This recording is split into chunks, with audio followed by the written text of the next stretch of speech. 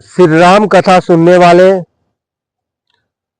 देवियों और सज्जनों, आपके हृदय में विराजमान भगवान श्री राम और हनुमान जी के चरणों में वंदन करता हूं। आदरणीय भक्तों, आप सुन रहे हैं वाल्मीकि रामायण। अभी तक आपने सुना पुत्र की कामना के लिए महाराज दशरथ ने अश्वमेध यज्ञ श्रृंगी ऋषि से संपन्न करवाया।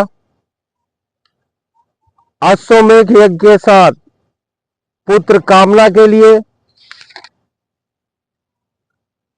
पुत्रेष्टि यज्ञ भी ऋषि सिंह ने किया।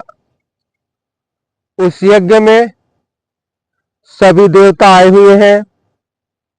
देवताओं के द्वारा ब्रह्मा जी के साथ मिलकर विष्णु भगवान से उस समय के वर्तमान दुख जो था पूरे ब्रह्मांड का, रावण, उसकी वध के लिए, उसकी मृत्यु के लिए सारे देवता भगवान विष्णु से निवेदन किए, प्रार्थना किए।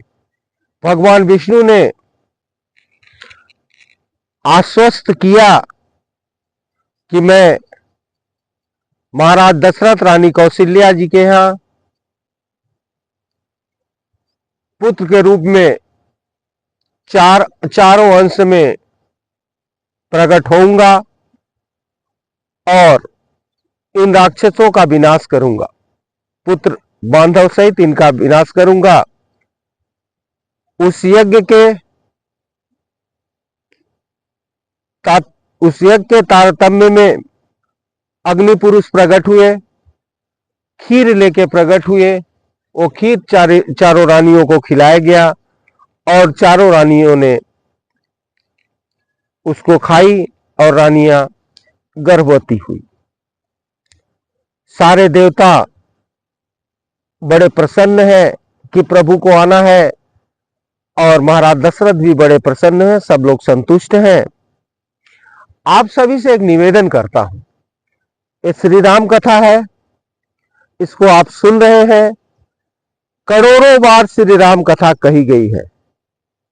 कितने लोगों ने कहा है, पूरा जीवन अगर सारी सृष्टि के सारे प्राणी राम कथा कहें तो भी इसका अंत नहीं है। इसलिए आपसे निवेदन करूंगा, इस कथा को जिस तरह से हमारे द्वारा कही जा रही है, आप भी इसके सहभागी बनिए। और इस कथा को अगर फेसबुक में सुन रहे हैं तो ज्यादा से ज्यादा शेयर करें, जिससे भगवान का नाम सबको सुनाई दे। ये कथा सबको सुनाई दे, ये परम पुण्य का काम है। सनातन के विस्तार के लिए एक कथा कही जा रही है, इसलिए आदरणीय भक्तों, आपसे निवेदन है ज्यादा से ज्यादा शेयर करें, जिसमें कथा ज्यादा से ज्यादा लोगों से को पहुंच सके। अपने घर के संस्कार के लिए, अपने घर के बच्चों के संस्कार के लिए, अपने घर में माताओं बहनों के लिए भी ये कथा जरूर सुनवाएं, क्योंकि इसी से संस्कार का निर्माण होगा। ये परम कथा है, वाल्मीकि जी द्वारा रचित रामायण से कथा आपको सुनाई जाती है। इसलिए मैं आपसे निवेदन करूंगा कि इसको ज्यादा से ज्यादा आगे बढ़ाने का कृपा करेंगे।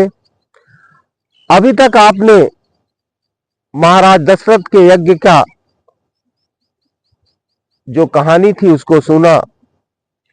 अब आइए यज्ञ के बाद अयोध्या हमारे साथ चलिए और देखिए वहां क्या हो रहा है। आप भी कुछ समय के लिए त्रेता युग में हमारे साथ अयोध्या में हैं। जब भगवान विष्णु महामनस्वी राजा दशरथ के पुत्र भाव को प्राप्त हो गए, तब भगवान ब्रह्मा जी ने संपूर्ण देवताओं से इस प्रकार कहा। जब भगवान अपना भाव, पुत्र भाव के को प्राप्त हो गए, ऐसा भगवान ने विचार कर लिया कि राजा दशरथ के यहां हम प्रकट होंगे, तब ब्रह्मा जी सभी देवताओं को इंगित कर रहे हैं, सभी देवताओं को समझा रहे हैं। देखिए भगवान ब्रह्मा जी देवताओं से क्या बोल रहे हैं। देवगण, भगवान विष्णु सत्य प्रतिज्ञ, वीर और हम सब लोगों के हितैषी हैं। बता रहे हैं कि सारे सृष्टि के, सारे संसार के अच्छे लोगों के लिए भगवान विष्णु परम हितैषी हैं और जो कहे हैं उसको करेंगे। ये लड़ाई बहुत बड़ी लड़ाई थी। रावण अपने बंधु बांधवों के साथ, राक्षसों के साथ इतना शक्तिशाली हो गया था कि सारी सृष्टि में, सारी पृथ्वी में, सारे लोकों में उसका आतंक व्याप्त है। उसको मारने के लिए एक प्रबल तैयारी करनी पड़ी, जिसमें विष्णु भगवान आने के लिए, महाराज दशरथ को के घर आने के लिए देवताओं को आश्वस्त किए हैं। पूर्व जन्म में आदित्य और कश्यप से भगवान ने वरदान दिया था, उसके वो भी एक कारण था भगवान के वहां आने का।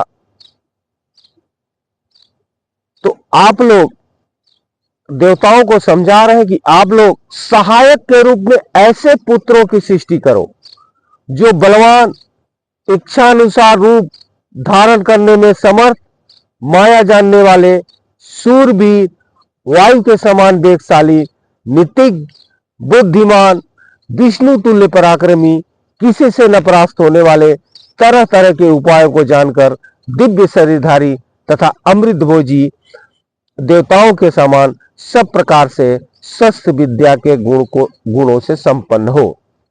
ये बहुत बड़ा युद्ध होने जाएगा, बहुत बड़ा युद्ध होने वाला है।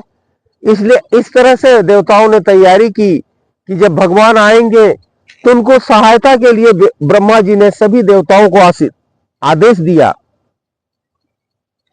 कि आप लोग अपने समान पुत्रों को की सृष्टि करो जो हर तरह से समर्थ हो, माया जानते हो, शूरवीर हो, वायु के समान वेगशाली हो, नीतिज्ञ हो, बुद्धिमान हो, मतलब सब तरह के संपन्न पुत्रों की रचना आप लोग करो। क्योंकि भगवान को उस समय सहायकों की जरूरत पड़ेगी। ब्रह्मा जी भावी को जानते हैं, इसलिए ब्रह्मा जी ने देवताओं को आदेश दिया। आगे ब्रह्मा जी बता रहे हैं कि प्रधान प्रधान अप्सरा, उस समय की जो अप्सराएं हैं, गंधर्वों की स्त्रियां हैं, यक्ष और नागों की कन्याएं हैं, ऋषियों की स्त्रियां हैं, विद्याधारियों और किनारियों तथा किन्नरियों, वानरियों के गर्भ से वानर रूप में अपने तुल्य पराक्रम पुत्र उत्पन्न करो। जितने भी उस युद्ध में भगवान के साथ सहायक के रूप में थे, सारे के सारे देवपुत्र थे। ब्रह्मा जी द्वारा देवताओं को निर्देश किया जा रहा है किस तरह से पुत्र उत्पन्न करो। आगे ब्रह्मा जी बता रहे हैं कि मैं ऋषिराज जामोन की सृष्टि कर रखी है। एक बार जम्हाई ले रहा था, उसी समय सहसा मेरे मुंह से प्रकट हो गया। उस समय जब एक कथा चल रही है तो जामवंत जी आ चुके हैं। जामवंत जी की रचना ब्रह्मा जी ने पहले ही कर दी थी। जब भगवान ब्रह्मा ने इस तरह से देवताओं से कहा तो देवताओं ने आज्ञा स्वीकार की और वानर रूप में अनेकानेक पुत्र उत्पन्न किए। सारे पुत्र उत्पन्न होने जा रहे हैं। महात्मा, ऋषि, सिद्ध, विद्याधर, नाग और चारणों ने भी वनों में विचरने वाले वानर भालुओं के रूप में वीर पुत्रों को जन्म दिया। इस तरह से वन में रहने वाले वीर पुत्र सभी देवताओं के द्वारा जन्म ले रहे हैं। आदरणीय भक्तों, इंद्र ने वानरराज सुग्रीव को पुत्र के रूप में उत्पन्न किया, जो महेंद्र पर्वत के समान विशालकाय और बलिष्ठ था। सपने में श्रेष्ठ भगवान सूर्य ने सुग्रीव को जन्म दिया। इस तरह से बाली इंद्र के पुत्र हैं, सुग्रीव सूर्य के पुत्र हैं। बृहस्पति ने तार नामक महाकाय वानर को उत्पन्न किया। बृहस्पति के पुत्र तार हैं, जो समस्त वानरों में के सरदारों में बुद्धिमान थे। बृहस्पति जी देवताओं के गुरु भी हैं। उनके द्वारा तार नामक महाकाय बानर उत्पन्न किया गया, जो सभी बानरों में परम बुद्धिमान और श्रेष्ठ था। कुबेर के पुत्र थे तेजस्वी बानर गंधमादन। विश्वकर्मा के पुत्र थे नल। नल नामक महान बानर को विश्वकर्मा जी ने जन्म दिया। अग्नि के समान तेजस्वी श्रीमान नील साक्षात अग्निदेव के ही पुत्र थे। नील जो है अग्निदेव के पुत्र हैं, जो पराक्रमी बानर, तेज और बात बल वीर में सबसे बढ़कर है। इस तरह से नील जो है अग्निदेव के पुत्र हैं। दोनों अश्विनी कुमारों के पुत्र मैंद और द्विविद हैं, जो सब परम सुंदर थे। सुंदर रूप वाले दोनों अश्विनी कुमारों के द्वारा मैंद और द्विविद का जन्म हुआ। वरुण ने सुषेण नामक बानर को उत्पन्न किया। वरुण देव सुषेण को उत्पन्न किए। महाबली पर्जन्य ने सरफ को जन्म दिया। इस तरह से सारे बानर उस समय देवताओं द्वारा पैदा कर दिए गए, जन्म दे दिए गए, जो वनों में रहने लगे। और हनुमान जी, पवन पुत्र हनुमान जी पवन के वायु देवता के पुत्र हैं। औरस पुत्र हनुमान जी वायु देवता के हैं। उनका शरीर वज्र के समान है, तेज चलने में गरुड़ के समान है। सभी श्रेष्ठ बानरों में सबसे अधिक बुद्धिमान और बलिवान हनुमान जी हैं। हनुमान जी का भी जन्म हो गया। इस प्रकार कई हजार बानरों की उत्पत्ति हुई। ये सभी रावण को वध करने के लिए उद्यत रहते हैं। इस तरह से ब्रह्मा जी ने देवताओं को समझाया और देवताओं ने अपने ही समान पराक्रमी एक से एक वानरों के कुल में, ऋषि ऋक्षों के कुल में अपना पुत्र पैदा किए। ऐसे हैं वो, उनके बल की कोई सीमा नहीं है। वो वीर है, पराक्रमी है, इच्छा अनुसार रूप धारण कर लेते हैं। हाथियों और पर्वतों के समान महाकाय और महाबलवान। ऋक्ष बानर लंगूर जाति के वीर भी उत्पन्न हो गए। जितने उस समय के देवता थे, सभी देवता का जो पराक्रम था, वो पराक्रम इस धरती पर बानरों, लंगूरों, ऋक्षों के रूप में आ चुका था। आगे कथा कह रही है कि कुछ बानर ऋक्ष जाति की माताओं से तथा कुछ किन्नरियों से उत्पन्न हुए। देवता, महर्षि, गंधर्व, गरुड़, यशस्वी यक्ष, नाग, सिद्ध, विद्याधर तथा सर्प जाति के बहुसंख्यक व्यक्तियों ने अत्यंत हर्ष से भरकर सहस्त्रों पुत्रों को उत्पन्न किया। इस तरह से रावण की सेना के संहार के लिए, रावण की सेना के टक्कर के वीर पैदा किए गए देवताओं द्वारा। मुख्य अप्सराओं, विद्याधारियों, नाग कन्याओं तथा गंधर्व पत्नियों के गर्भ से भी इच्छा अनुरूप बल से युक्त तथा स्वेच्छानुसार सर्वत्र विचरण करने में समर्थ बानर पुत्र उत्पन्न हुए। जो उस समय की प्रधान अप्सराएं हैं थी, नाग कन्याएं थी, गंधर्व की पत्नियां थी, सभी ने अपने इच्छा से अनुसार रूप बदल देते थे। परम बलशाली बानरों के पुत्र उत्पन्न हुए। वे बल में सिंह और व्याघ्र के समान थे। पत्थरों को चट्टानों से प्रहार करते और पर्वत उठाकर लड़ने लगते थे। मतलब महान वीर उस समय रावण को मारने के लिए जब प्रभु आएंगे, तो पहले ही देवताओं ने सृष्टि की रचना बलों में कर दी थी। उनका वर्णन वाल्मीकि जी कर रहे हैं, सुनिए। वे सभी नख और दांतों से भी शास्त्रों का काम लेते थे। उनके बड़े बड़े नाखून थे, बड़े बड़े दांत थे, जो शस्त्रों का काम करते थे। उनको सब प्रकार के अस्त्र शस्त्रों का ज्ञान है। वे पर्वतों को हिला सकते हैं, स्थिर भाव से खड़े हुए वृक्षों को तोड़ डालने की शक्ति रखते हैं। इस तरह से महान वानर उस समय देवताओं द्वारा पैदा कर दिए गए। अपने वेग से शैतानों के स्वामी समुद्र को भी शुद्ध कर सकते थे, समुद्र को भी हरा देते थे। पैरों की पृथ्वी को बेदड़ कर डालने की शक्ति थी, वे महासागरों को भी लाद सकते थे। उस समय परम वीर वानर देवताओं द्वारा इस धरती पर आ चुके हैं। वे चाहे तो आकाश में घुस जाएं, बादलों की हाथों को पकड़ लें और वन में वेग से चलते हुए मत वाले गजराजों को भी बंदी बना लें। इस तरह से रावण को मारने के लिए भक्तों उसके टक्कर की एक टीम देवताओं द्वारा तैयार किया जा रहा है। जब प्रभु आएंगे तो ये सारे के सारे भगवान के साथ जाकर रावण के वध में सहायता करेंगे।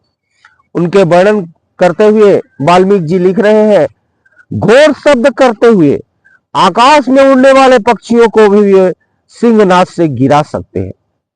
आकाश में अगर पक्षी उड़ रहा है तो उनकी आवाज से नीचे गिर सकता है। ऐसे बलशाली और इच्छा रूप धारण करने वाले महाकाय वानर युद्धपति करोड़ों की संख्या में उत्पन्न हुए। उनकी संख्या भी बता दें, वो करोड़ों की संख्या में थे। देवताओं ने अपने ही समान, सारे देवताओं ने अपने ही समान वीर पुत्रों को इस धरती पर भेज दिया।